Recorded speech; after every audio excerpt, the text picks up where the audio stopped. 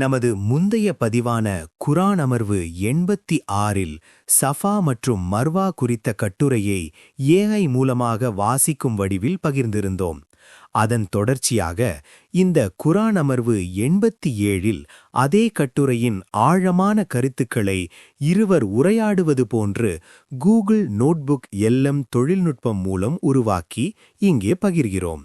இந்த உரையாடல் வடிவம் கட்டுரையின் சாராம்சத்தை இன்னும் எளிமையாகவும் சுவாரஸ்யமாகவும் நமக்கு தெளிவுபடுத்தும் என்று உணர்கிறோம்.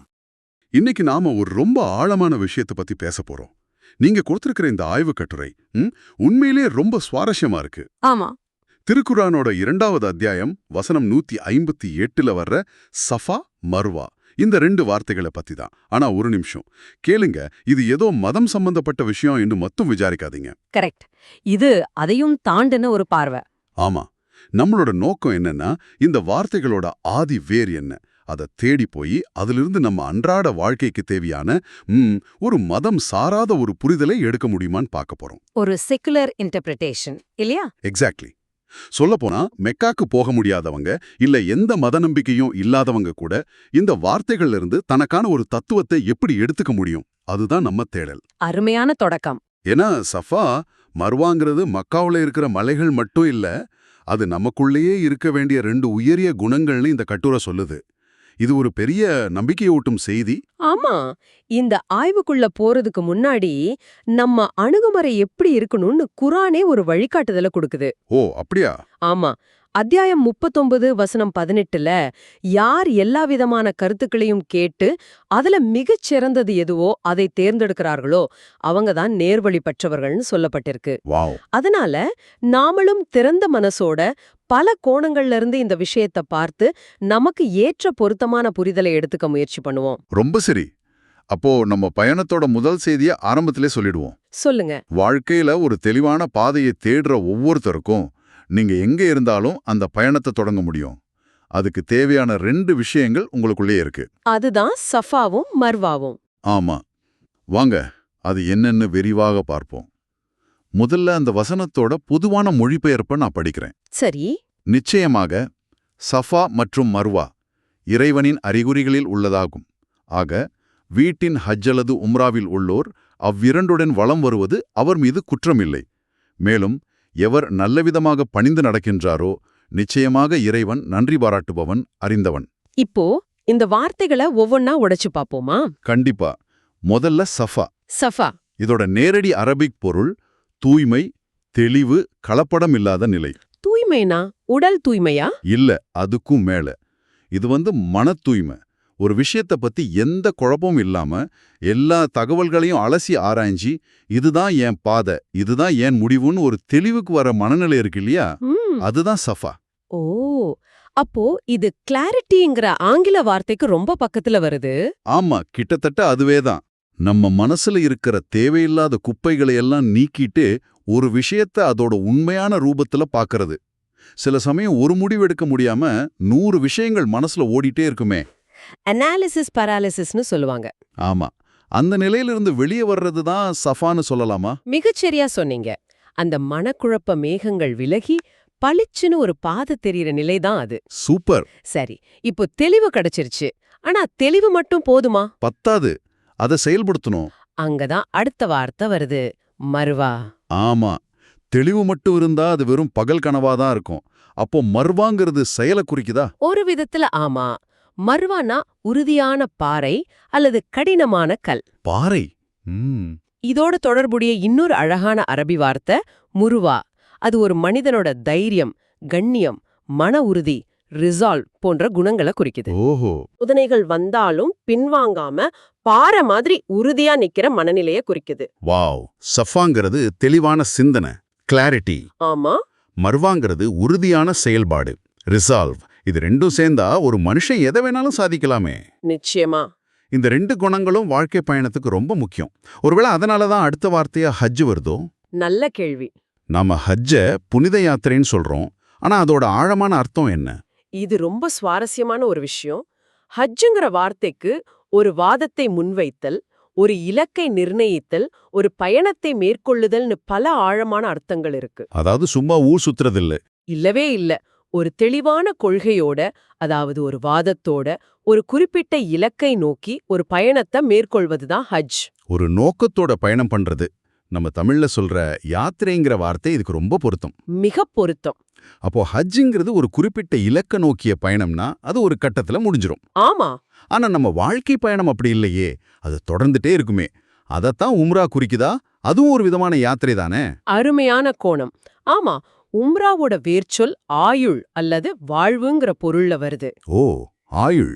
ஒரு செயல்பாடா பார்க்கும்போது இத நம்மளோட ஆயுள் பயணம்னு புரிஞ்சுக்கலாம். ஹஜ்ஜுங்கிறது வாழ்க்கையில நாம எடுத்து வைக்கிற ஒரு குறிப்பிட்ட லட்சிய பயணமா இருக்கலாம். ஆனா உம்ராங்கிறது நம்ம பிறப்புல இருந்து இறப்பு வரைக்குமான ஒட்டுமொத்த வாழ்க்கை பயணத்தையே குறிக்குது. சரி, இப்போ கடைசி வார்த்தை பைத். இதோட பொதுவான அர்த்தம் வீடு.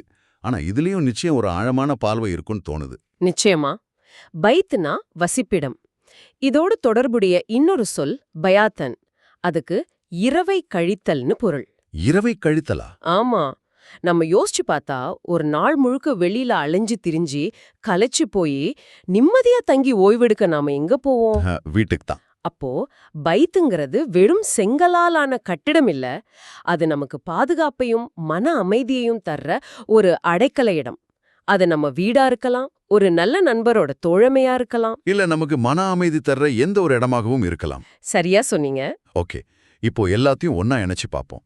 சஃபா மனத்தெளிவு, மர்வா மன உறுதி, ஹஜ் லட்சியத்தை நோக்கிய பயணம், உம்ரா ஒட்டுமொத்த ஆயுள் பயணம். பைத் மன அமைதி தரும் அடைக்கலம். ஹம் இப்போ இந்த வார்த்தைகளோட புதிய அர்த்தங்களை வச்சு அந்த வசனத்தை மறுபடியும் வாசிச்சா அதோட முழு பரிமாணமும் மாறும்னு நினைக்கிறேன். ஆமா, இதுதான் இந்த உரையாடலோட மையப்புள்ளி. வாங்க அந்த புதிய புரிதலுக்குள்ள போகலாம். இப்போ அந்த வசனத்தை இப்படி புரிஞ்சுக்க முயற்சி பண்ணுவோம். நிச்சயமாக மனத்தெளிவும் சஃபா, மன உறுதியும் மர்வா இறைவனின் அறிகுறிகளில் உள்ளதாகும். சரி, ஆக ஒருவர் தனக்கான அடைக்கலத்தை நோக்கிய லட்சிய பயணத்தில் ஹஜ்ஜல் பைத் அல்லது தன் ஆயுள் பயணத்தில் உம்ராவில் இருக்கும்போது அவ்விரண்டுடன் வலம் வருதல். அதாவது தெளிவோடும் உறுதியோடும் செயல்படுதல். ஆமா, அப்படி செய்வது அவர் மீது குற்றமில்லை. ஒரு நிமிஷம். இங்கதான் இது ரொம்ப ஆழமாகுது. சொல்லுங்க. தெளிவோடும் உறுதியோடும் செயல்படுவது குற்றமில்லைன்னு ஏன் சொல்லணும்? நல்லது செய்யறது எப்ப குற்றமாச்சு? நல்ல கேள்வி. இதுல ஏதோ ஒரு பெரிய உளவியல் பார்வை இருக்கு. ஏன்னா ஒரு நல்ல விஷயத்தை செய்யும்போது இது ஏன் தப்பா இருக்கணும்னு நாம யோசிக்கவே மாட்டோமே. மிகச் சரியான கேள்வி. இங்கதான் இந்த வசனத்தோட ஜீவன் இருக்கு. யோசிச்சு பாருங்க, நம்ம வாழ்க்கையில நமக்கான பாதை எது, நம்ம லட்சியம் என்னன்னு கண்டுபிடிக்கிறதுக்கே பல வருஷங்கள் ஆகலாம். ஆமா, அது ஒரு பெரிய போராட்டம். அப்படி பல போராட்டங்களுக்கு பிறகு ஒரு தெளிவுக்கு வந்து அதை நோக்கி உறுதியா பயணிக்க ஆரம்பிக்கும்போது சுத்தி இருக்கிற உலகம் நம்மளை எப்படி பார்க்கும்? புரியுது. இவன் என்ன பெரிய எவன் மாதிரி தனியா ஒரு ரூட்ல போறான், ரொம்ப பிடிவாதக்காரன், இவனுக்கு ஒரே தற்பெருமைன்னு 1000 விமர்சனங்கள் வரும். நிச்சயமா. ஒரு புது ஸ்டார்ட் அப் ஆரம்பிக்கிறவரையோ இல்ல பாதுகாப்பான வேலையை விட்டுட்டு கலைய தேர்ந்தெடுக்கிற ஒருத்தரையோ சமூகம் முதல்ல சந்தேகத்தோட தானே பார்க்கும். ஆமா. வெளியிருந்து வர்ற விமர்சனத்தை கூட தாங்கிடலாம். சில சமயம் நமக்கே நம்ம மேல சந்தேகம் வந்துரும். அதுதான் ரொம்ப ஆபத்தானது. ஒருவேளை நாம ரொம்ப கர்வம் பிடிச்சவரா ஆயிட்டோமோ, நம்ம பாதை சரியானது தானான்னு ஒருவித குற்ற உணர்ச்சி உள்ளுக்குள்ளேயே உருவாகும். அந்த தயக்கமே நம்ம பயணத்தை நிறுத்திடும். அந்த தயக்கத்தை, அந்த குற்ற உணர்ச்சியை உடைக்கிறது தான் இந்த வசனம். அப்படியா? அது சொல்லுது, உனக்குள்ள வந்திருக்கிற இந்த தெளிவும் இந்த உறுதியும் கர்வத்தால வர்றதில்ல. அது இறைவனோட அறிகுறிகள். அது உனக்குள்ள ஒரு முறை வந்துட்டா அதோட துணிஞ்சு உலா வர்றது, அதாவது செயல்படுறது ஒரு குற்றமே இல்லைன்னு ஒரு மிகப்பெரிய தைரியத்தை கொடுக்குது. இது ஒரு அசாதாரண உளவியல் ரீதியான ஆற்றுப்படுத்தல், சைக்கலாஜிக்கல் வேலிடேஷன். ஆமா, இதுல இன்னொரு முக்கியமான இலக்கண நுணுக்கமும் இருக்கு. சொல்லுங்க. மூல அரபியில பீஹிமா அப்படின்னு ஒரு வார்த்தை வருது. அதுக்கு நேரடியான அர்த்தம் அவ்விரண்டுடன், வித் போத். ஓ, அவ்விரண்டுடன். பல மொழிபெயர்ப்புகள்ல இத அவ்விரண்டை சுற்றுவந்துன்னு போட்டிருப்பாங்க. ஆனா அவ்விரண்டுடன் சொல்லும்போது அதோட அர்த்தம் இன்னும் ஆழமாகுது. எப்படி? அது சஃபா மர்வாங்கிற மலைகளை சுத்தி வர்றத மட்டும் குறிக்காம தெளிவு உறுதிங்கிற 2 குணங்களோட ஒருத்தர் தாம் வாழ்க்கை பயணத்துல வலம் வர்றதையே இது ஆழமா குறிக்குது. இது உண்மையிலே ஒரு அற்புதமான பார்வை. அப்போ உண்மையான யாத்திரைங்கிறது மக்காவுல இருக்கிற 2 குன்றுகளுக்கு நடுவுல ஓடுறது மட்டும் இல்ல. நம்ம வாழ்க்கையோட ஒவ்வொரு கட்டத்திலையும் குழப்பங்கள் வரும்போது நமக்கான தெளிவை தேடுறதும் சஃபா. சவால்கள் வரும்போது உறுதியா நிக்கிறதும் மர்வா. அதுதான் உண்மையான யாத்திரை. இதுக்கு நாம எங்கேயும் போக தேவையில்ல, நமக்குள்ளேயே அந்த பயணத்தை மேற்கொள்ளலாம். மிகச்சரி. சரி, அப்போ வசனத்தோட கடைசி பகுதிக்கு வருவோம். இவ்ளோ பெரிய தைரியத்தை கொடுத்த பிறகு கூடவே ஒரு முன்னெச்சரிக்கையும் வருது. ஆமா, தெளிவும் உறுதியும் கிடைச்சிருச்சுங்கிறதுக்காக தலைக்கணம் வந்துடக்கூடாது. அதனால வசனம் தொடருது. மேலும் எவர் நல்லவிதமாக பணிந்து நடக்கின்றாரோ. பணிவு, ஹியூமிலிட்டி. ஆமா, உங்க லட்சியத்துல நீங்க எவ்வளவு உறுதியா இருந்தாலும் உங்க செயல்பாடுகள்ல பணிவு இருக்கணும். அந்த தெளிவு உங்கள ஆணவக்காரரா மாத்திரக்கூடாது. அந்த பணிவோட நல்ல விஷயங்களை தொடர்ந்து செஞ்சுக்கிட்டே இருக்கணும். அந்த முன்னெச்சரிக்கையோட ஒரு நற்செய்தியும் வருது. ஆமா, அப்படி பணிவோடு செயல்படுறவங்களுக்கு இறைவன் நன்றி பாராட்டுகிறான்னு வசனம் முடியுது. இது கேட்கறதுக்கே ரொம்ப இதமா இருக்கு. இறைவன் நமக்கு நன்றி சொல்றதா? இதோட அர்த்தம் என்ன? இதை இப்படி பார்க்கலாம். நன்றி பாராட்டுறான்னா நம்மளோட நேர்மையான உழைப்பும் பணிவோட நம்ம செய்யற நல்ல செயல்களும் ஒருபோதும் வீண் போகாதுங்கிற ஒரு பிரபஞ்ச உறுதிமொழி இது. அதற்கான பலன் நிச்சயம் உண்டு. ஆமா, நாம செய்யற ஒவ்வொரு சின்ன நல்ல விஷயமும் கவனிக்கப்படுது, மதிக்கப்படுதுங்கிற நம்பிக்கையே இதை கொடுக்குது. இது ஒரு பெரிய ஊந்து சக்தி இல்லையா? நிச்சயமா. ஆக இந்த முழு உரையாடலையும் சுருக்கமா சொல்லணும்னா, வாழ்க்கைங்கிற இந்த நீண்ட பயணத்துல நாம ஒவ்வொருத்தரும் நமக்கான ஒரு அடைக்கலத்தை, ஒரு மன அமைதியை தேடி ஓடிட்டு இருக்கோம். அந்த பயணத்துல ஜெயிக்கிறதுக்கு 2 முக்கியமான ஆயுதம் நமக்குள்ளேயே இருக்கு. ஒன்னு என்ன செய்யணுங்கிற குழப்பத்தை நீக்கிற சஃபாங்கிற தெளிவு. 2 என்ன தடை வந்தாலும் அதை தாண்டி நிக்கிற மர்வாங்கிற உறுதி. இந்த 2ம் இறைவனோட அறிகுறிகள்.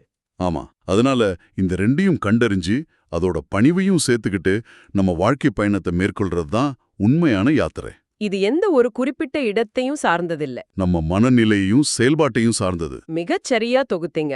இந்த ஆழமான புரிதலுக்கு பிறகு இந்த உரையாடலை முடிக்கிறதுக்கு அந்த மூலக்கட்டுரையில இருந்த ஒரு பிரார்த்தனையை விட சிறந்த வழி இருக்க முடியாதுன்னு நினைக்கிறேன். சரி, அதை சொல்லியே நிறைவு செய்யலாம். அப்படி தெளிவோடும் உறுதியோடும் பயணிக்கிற நம்ம எல்லாருக்கும் அகிலத்தை பரிபாலிக்கிற அந்த ஏக இறையோன் தன்னுடைய அருள்மிக்க அடைக்கலத்தை தந்து ஒரு சமாதானமான வாழ்வை வழங்கட்டுமாக.